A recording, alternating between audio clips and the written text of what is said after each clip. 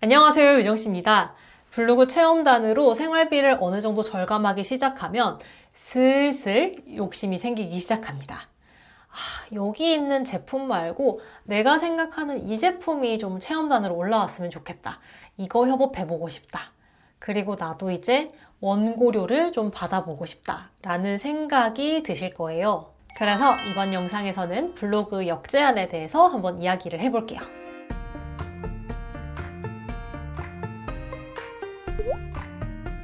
사실 저는 블로그 체험단도 한 일방문자 300명 넘고부터 시작을 했고, 역제안도 일방문자 한 1,400명 정도 되고 나서부터 시작했어요. 그 전까지 안 했던 이유는 약간 블로거지라는 말에 좀 많이 신경을 쓰고 있었어요. 괜히 내가 급도 안 되는데 제안을 해서 이 업체 사장님들이 또는 이 제품 회사에서 나를 너무 안 좋게 보진 않을까 하는 그 눈치가 좀 보였었거든요. 근데 그러다가 일방문자 한 500명 정도 되는 제 블로그 친구가 역제안을 하고 업체랑 너무 협업을 잘하는 모습을 보면서 블로그 역제안이 이제 블로그에게는 좋은 제품을 써볼 수 있는 자발적인 기회를 얻는 거고, 광고주 입장에서는 원래부터 우리 제품에 관심이 많던 사람이 블로그 포스팅을 해준다고 하니까 블로그와 광고주가 서로 윈윈할 수 있는 관계가 될 수 있겠구나 라는 생각이 들고부터 블로그 역제안을 시작했습니다. 최근에 뉴스 기사가 하나 떴었어요. 내가 파워블로거인데 이번에 서비스 안 주시면 내가 배달 주문 니네 별점 1점 테러할 거다. 그분이 실제로 어느 정도의 영향력을 가지고 있으신 분인지는 모르겠지만 그냥 좀 너무 예의가 없었지 않나 라는 생각이 들었어요. 블로그 역제안은 저 이거 주실 수 있나요? 이렇게 그냥 딸랑 문자 보내고 그냥 막 쪼르고 협박하고 이렇게 이루어지는 게 아니라 블로거와 광고주가 동등한 입장에서 서로의 니즈를 조율해가는 사업적인 관점에서 바라봐 주시면 좋을 것 같아요. 역제안을 실패하는 이유는 크게 두 가지가 있을 것 같은데요. 첫 번째는 업체가 SNS 마케팅을 할 생각이 없는 경우입니다. 규모가 작은 곳이라 이미 입소문만으로도 어느 정도의 손님이 나오고 있고, 괜히 광고를 해서 캐파에 맞지 않는 고객이 와서 서비스 대응을 제대로 못할 것 같다 싶은 곳들은 SNS 마케팅을 안 할 수 있죠. 그리고 이미 인기가 너무 많아서 굳이 내 돈 주고 SNS 마케팅을 할 필요가 없는 것도 있죠. 예를 들어 성심당이나 런던 베이글 이런 데는 굳이 돈 주고 블로거를 부르고 SNS 인플루언서를 부를 필요가 없는 거예요. 그리고 또 실패하는 두 번째 이유는 급이 안 맞는 제안을 했을 때입니다. 이 급이라는 게 단순 제품의 물건 가격, 서비스의 가격일 수도 있지만 그 브랜드 파워까지 생각을 해야 되거든요. 진짜 큰 업체는 그 회사의 마케터가 인플루언서에게 직접 컨택하지 않아요. 다 마케팅 대행사를 통하지. 대행사에서 체험단을 모집하거나 정말 같이 하고 싶은 인플루언서가 있다면 아예 대행사에서 그 인플루언서에게 협업 요청을 하겠죠. 이런 업체의 대행사는 우리가 직접 찾기도 힘들고, 그 업체의 그 제품의 담당 마케터 연락처를 찾는 것도 쉽지 않고, 업체에게 직접 연락을 해도 안 될 가능성이 한 99% 정도 될 거예요. 이런 큰 업체가 아니라 작은 업체지만 내가 정말 급에도 안 맞는 과한 요청을 하는 경우에도 나가리가 되겠죠. 예를 들어 제가 유럽 여행을 좀 가고 싶은데 유럽 여행 패키지 코스 좀 저한테 협찬해 주세요 라고 했어요. 업체에서 보기에는 아주 제가 그거 건방지죠. 지가 뭔데 일방문자 2,500명? 그거 어디다 쓸 건데? 라는 생각이 들 수 있는 거예요. 그러면 이 건방짐의 기준을 어떻게 잡아야 하는지도 한번 보겠습니다. 내 블로그의 급을 확인하는 방법을 한 3가지 정도 말씀을 드릴 건데, 이걸 몇 번 확인을 해보면은 내 급이 요 정도쯤은 되겠구나 라는 게 가늠이 되실 거예요. 근데 이미 내 급이 어느 정도인지는 알고 있다. 나는 역제안 매일 쓰는 게 궁금하다 하시는 분들은 다음 타임스탬프에서 확인하시면 됩니다. 내 급을 확인하는 첫 번째 방법은 체험단입니다. 내가 체험단을 많이 신청을 하다 보면 이거는 될 것 같고 이거는 안 될 것 같다 하는 어느 정도의 감이 생기실 거예요. 체험단 블로거로 선정하는 데는 체험단 담당자가 선정을 하든 광고주가 선정을 하든 이분들이 결정을 하는 거예요. 이 블로거에게 이 정도는 지원을 해줘도 되겠다라고. 그래서 가장 간단하게 확인을 해볼 수가 있죠. 내가 5만 원짜리 정도는 괜찮구나. 내가 7만 원짜리 정도는 괜찮구나. 라고. 참고로 미용실은 일단 제외하겠습니다. 여긴 종류가 조금 다르기 때문에. 내 급을 확인하는 두 번째 방법은 키워드 단가와 내 포스팅 조회수를 가지고 내 급을 계산을 해보는 거예요. 내 포스팅을 통해서 실질적인 구매까지 이어져야 사장님에게 득이 되는 거잖아요. 그래서 내가 포스팅을 했을 때 이 사장님에게 어느 정도의 득을 드릴 수 있겠다라는 걸 대략적으로 한번 계산을 해보는 거예요. 근데 이 계산 방법이 정말 러프하기 때문에 이미 제안을 많이 받고 있는 파워블로거 분들, 조회수가 진짜 엄청나게 나오는 분들에게는 좀 안 맞을 수 있고, 역제안을 해보려고 하는데 내 급을 확인해보고 싶다 하시는 분들이 참고하시면 좋을 것 같아요. 일반적으로 제휴 마케팅의 구매 전환율이 1% 정도 된다고 합니다. 저는 보통 제가 역제안하려고 하는 제품이나 서비스 관련돼서 제가 작성한 후기성 포스팅의 한 달 조회수를 보고요. 거기에 제휴 마케팅 구매 전환율에 해당하는 1%를 곱합니다. 거기에 대표 키워드의 단가를 곱하고 어느 정도의 안전계수를 곱해서 제 급을 확인하고 있습니다. 저는 안전계수로 한 2 정도를 곱하고 있는데 여기에는 제가 포스팅에 드리는 노력의 값도 있을 거고 어느 정도의 업체 홍보 효과도 있을 거고 그리고 제휴 마케팅보다는 이 업체에 조금 더 이득이 될 것 같아서 이 정도를 곱해주고 있는데요. 이거는 여러분들이 한번 천천히 생각을 해보시면 좋을 것 같아요. 막 내가 사진을 기깔나게 찍는다. 나는 보통 포스팅을 했을 때 구매 전환율이 이 1%보단 훨씬 높은 것 같다. 한다 그러면 이 안전계수가 조금 더 올라갈 수 있겠죠. 이 계산법을 적용했을 때 제 급이 어느 정도 되는지를 확인을 해보겠습니다. 추워지니까 슬랙스 같은 거 저 한번 보고 싶더라고요. 예전에 제가 슬랙스를 한번 리뷰한 적이 있었는데 여기서 통계에 들어와서 월간으로 들어가서 저는 저를 좀 과대평가하고 싶으니까 제일 잘 나온 월 조회수를 확인합니다. 657이네요. 제가 자주 쓰고 있는 M자비스에 들어가서 키워드에 골뱅이를 붙여주시면 그 키워드의 파워링크 단가가 나옵니다. PC가 한 2,800원, 모바일이 2,370원 정도가 되는 거예요. 저는 역시나 저를 좀 과대평가할 거니까 1위 금액으로 한번 보도록 하겠습이다. 그럼 평균을 때리면 한 2,600원 정도가 되거든요. 그러면 제일 잘 나왔을 때의 월 조회수가 657이고 여기에 제휴 마케팅 구매 전환율이 1%를 곱하고 그리고 여기에 슬랙스 키워드의 가격을 곱해주고요. 여기 안전계수 한 2 정도 곱해주면 슬랙스 키워드에 대한 제 급은 34,000원짜리입니다. 34,000원짜리. 그러면 저는 제가 갖고 싶었던 120,000원짜리 슬랙스 업체에다가 제안을 해보면 당연히 개가이겠죠. 원고료는커녕 제품 절대 못 받습니다. 이렇게 보시면 되는 거예요. 하나만 더 볼게요. 항공권 이런 거 잘 나오니까 요새 발리 항공권 조회수 좀 잘 나오던데 제 거. 얘를 월간을 좀 때려보면 3,436. 한 달에 3,400 정도 나오는 키워드예요. 3,436 곱하기 0.01 키워드 단가 한번 확인해 볼게요. 그러면 저는 발리 항공권이라는 키워드에 대해서 제 급은 68,700원짜리가 됩니다. 이 정도면은 그냥 딱 기자단 정도 할 수 있을 것 같아요. 제 경험을 베이스로 해가지고 기자단 정도 할 수 있겠네요. 이것들은 조금 키워드 단가가 낮으니까 키워드 단가 센 거를 한번 보겠습니다. 제가 요새 주말에 일할 때 공유 오피스를 가는데 이것도 월간으로 확인을 해보면 제일 잘 나올 때 한 455 정도가 나온 거예요. 여기 키워드 단가를 한번 저는 PC와 모바일의 평균 값을 곱해주고 있거든요. 여러분도 이렇게 하시면 될 것 같아요.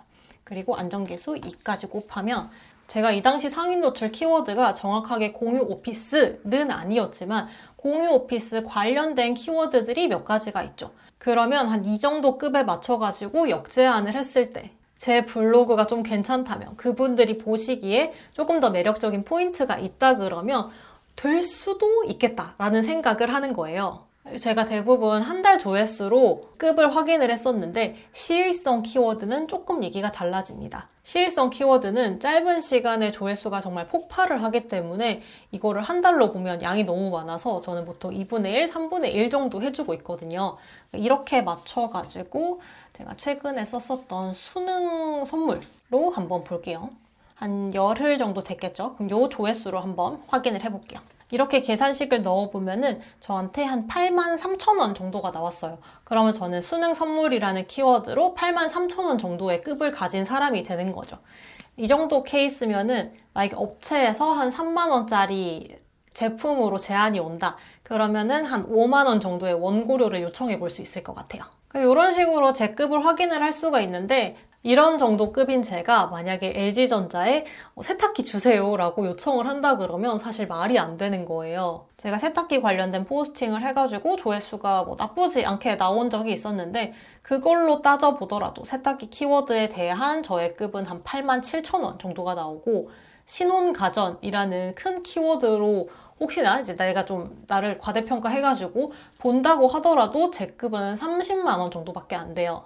근데 이런 제가 만약에 LG전자에다가 나 워시콤보 좀 주세요 이렇게 요청을 하게 되면 엄청나게 당연히 까이는 겁니다. 급도 안 되는데 제안을 하기도 했고 마케팅 대행사를 쓸 만큼 큰 업체에 연락을 했으니 이 이메일은 당연히 까이겠죠.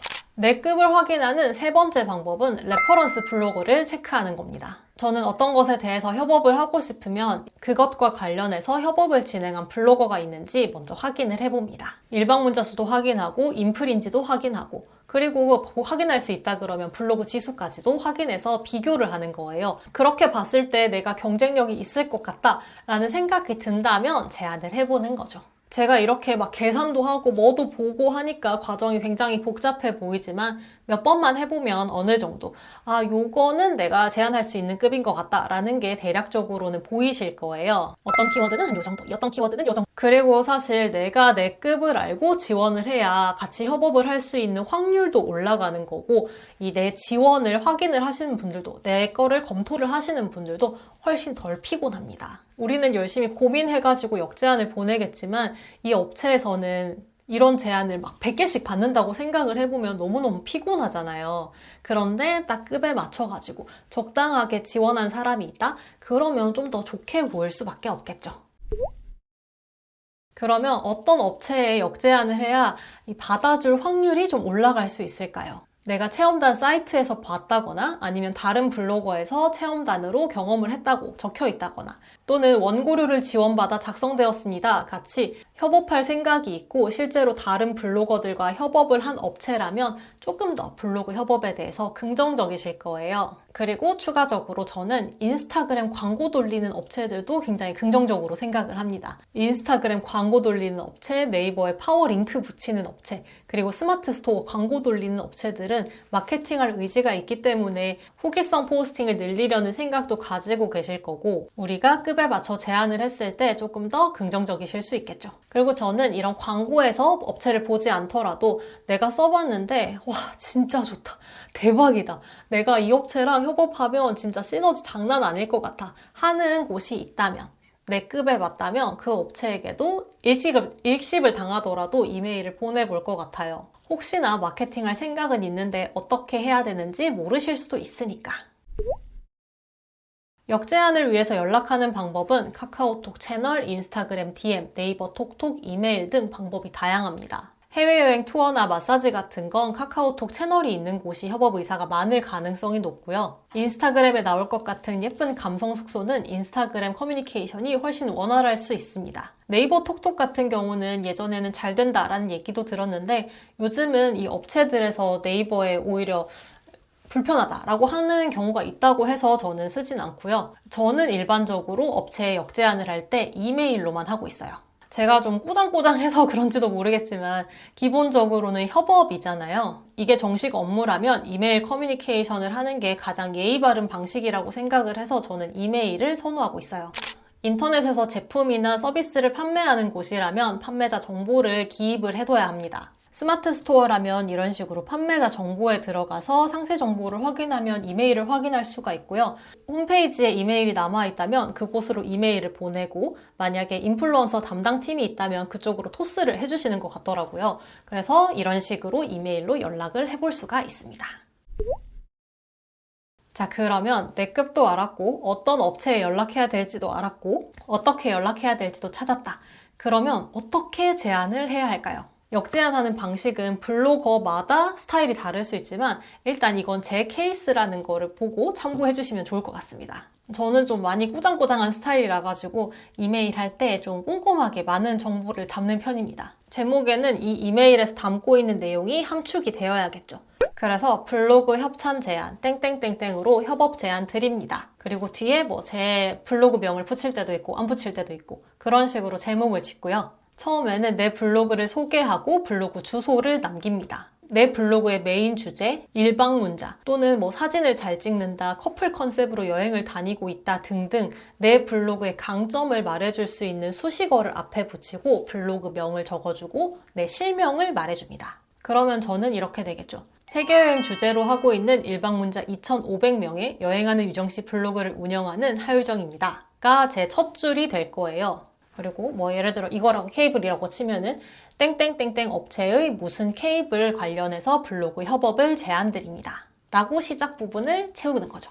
그 다음 나와야 할 건 내가 왜 이 제품에 관심을 가지게 됐고 어떤 이유로 협업을 제안드리는지를 간략하게 써주는 거예요. 그리고 제가 정말 추천하는 건 이런 제품 관련해서 작성한 포스팅이 있거나 이걸로 상위 노출된 이력이 있다면 그 키워드를 말씀을 드리는 거예요. 저는 스마트폰으로 캡처를 해서 여러 개를 모아서 제 블로그를 강조를 한 다음에 보내고 있거든요. 이렇게 보내면 이 사람이 이것 관련된 여러 가지 키워드로 상위 노출이 되는 사람이구나 하는 게 임팩트 있게 보여질 거라고 생각을 했어요. 내가 만들어둔 내 블로그 소개용 포트폴리오가 있다면 뭐 노션 링크라든지 PPT라든지 PDF라든지 이런 걸 첨부할 수도 있을 거고요. 포트폴리오가 없다면 내 블로그에서 참고해 보실 만한 블로그 링크를 같이 넣어드립니다. 제 블로그는 기본적으로는 세계여행을 주제로 하고 있지만 다른 것들, 생활이나 결혼이나 이런 것도 많이 다루고 있거든요. 그래서 하나의 포트폴리오로 소개를 하기에는 좀 너무 난잡한 것 같아서 저는 포트폴리오 없이 각 주제별로 상위 노출 이력을 붙여놓고 참고하실 만한 포스팅 링크를 남겨드리는 편이에요.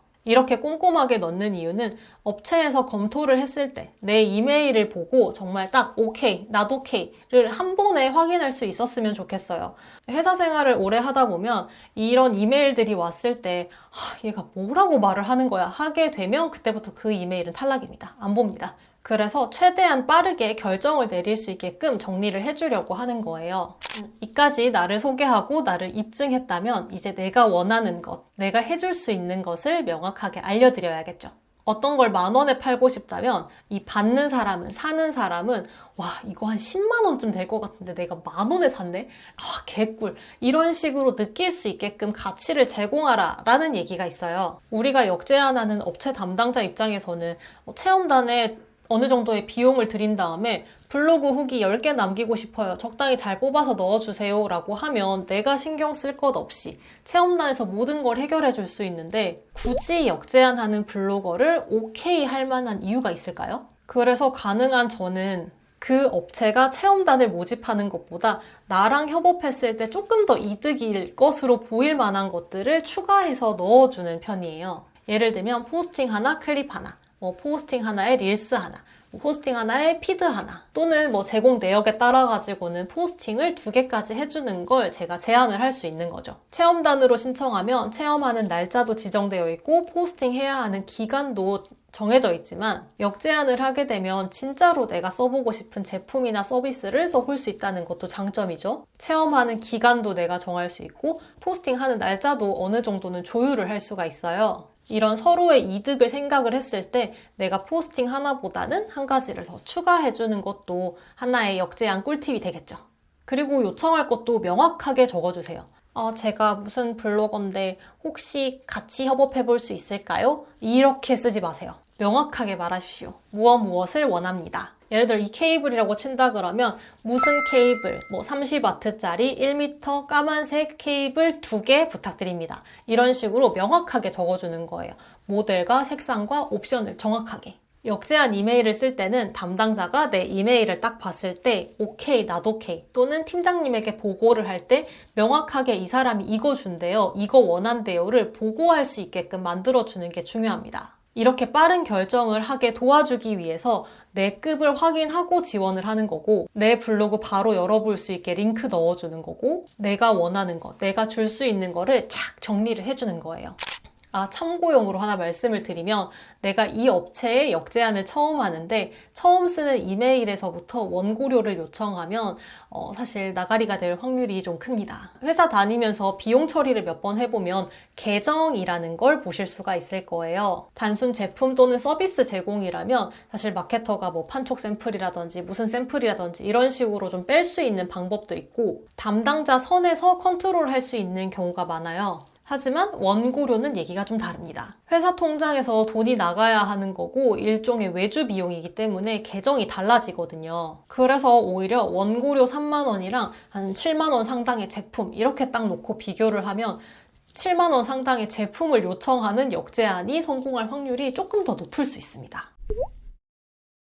이런 역제안으로 단순 체험단이 아니라 진짜로 내가 체험해보고 싶은 서비스, 내가 정말 써보고 싶은 제품을 써본다면 이것만으로도 역제안의 의미는 꽤 크지만 이제 내가 원고료를 좀 받아보고 싶다라는 생각이 드실 수가 있죠.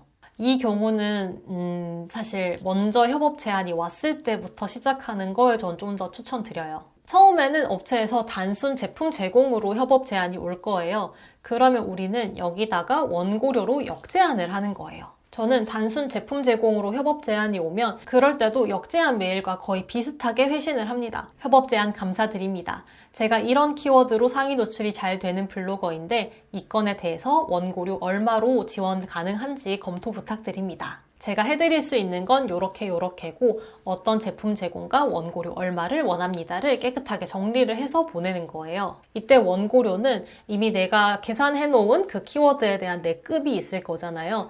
제품 제공 내역이랑 내 원고료 해서 한 내 급 내외가 될 수 있게끔 구성을 하면 좋겠죠. 아니면 이미 제품 제공에서 사실 내 급을 다 채웠다. 하지만 그래도 원고료를 좀 받고 싶다라고 한다면 한 3만 원이나 5만 원 정도를 먼저 제안을 해보시면 좋을 것 같습니다. 그리고 뭐 안 된다 그러면은 어쩔 수 없는 거죠. 그리고 협업 제안을 가끔 받다가 업체도 굉장히 영세하고 이거에 제품 원가율이 굉장히 높을 것 같은 것들이 좀 있어요. 근데 내가 되게 하고 싶은 분야인 거예요. 근데 원고료를 좀 요청을 하기에는 이 업체가 너무 영세해서 좀 미안한 느낌이 들어. 그러면 저는 이럴 때 상위 노출 인센티브를 제안합니다. 어떤 키워드로 내가 스마트 블럭, 인기글 또는 블로그 탭 1위에서 3위 정도로 상위 노출이 되면 원고료 얼마 정도를 받을 수 있는지 문의드립니다. 이런 식으로요. 참고로 저는 원고료로 역제안을 할 때는 이 업체, 이 서비스, 이 제품에 잘 맞을 만한 키워드도 검색해서 이메일을 보내고 있어요. 모든 광고주가 블로그 키워드 검색을 아주 철저하게 해서 하는 건 아니거든요. 업체가 누구도 검색하지 않을 것 같은 키워드로 요청을 한다거나 아니면 마케팅 방향성이 좀 내가 보기엔 안 맞는 것 같은데? 라는 생각이 들 때는 예전에 제가 제목 영상 만들었던 것처럼 여기서 키워드 분석했던 것처럼 키워드 분석해서 이 키워드가 이 정도의 검색량이 나오는데 이런 걸로 사람들이 많이 검색을 해보고 있어요. 이 키워드로 상위 노출을 하면 제가 원고료를 받는 게 어떨까요? 라고 제안을 해보는 거죠. 이런 과정이 제가 역제안을 하면서도 제 급을 한 번 더 올릴 수 있는 과정이라고 생각을 하는데 여러분들의 생각은 어떠신가요? 역제안을 할 때는 항상 생각을 해야 됩니다. 우리가 제안을 할 수 있듯이 그들은 거절을 할 수 있습니다. 일십을 할 수도 있고요. 그냥 거절했다고 일십했다고 욕할 것도 없이 그냥 광고 타이밍이 안 맞았나 보다. 지금은 생각이 없나 보다. 내가 좀 내 급 선정을 잘못했나 보다 하고 생각하고 넘어가세요. 오늘 제 영상이 역제안에 100% 성공하는 노하우를 알려드리는 건 아니에요. 하지만 이번 영상을 통해서 여러분들의 역제안 확률이 조금 더 높아지고 광고주 입장에서는 블로그 역제안에 대해서 긍정적으로 보실 수 있었으면 좋겠다 하는 바람으로 이 영상을 만들어 봤는데 어떻게 도움이 되시나 모르겠습니다. 댓글로 제 영상을 보고 블로그를 키워나가는데 많은 도움을 받았다라고 좋은 댓글 남겨주시는 분들이 정말 많으신데 혹시 저와 함께 블로그를 키워나가는데 관심이 있으시다면 저와 블로그 챌린지를 한번 해보면 좋을 것 같다라는 생각이 들었어요. 그래서 고정 댓글에 블로그 챌린지 관련된 포스팅을 남겨놨으니까 저와 함께하는 블로그 성장에 관심이 있으시다면 한번 참고를 해주시면 좋을 것 같고요. 다음 영상에서는 쿠팡 파트너스를 비롯해서 어필리에이트 하는 꿀팁에 대한 이야기를 하려고 하니까 그 영상이 기대가 되신다면 구독과 좋아요, 댓글까지 부탁드릴게요. 감사합니다.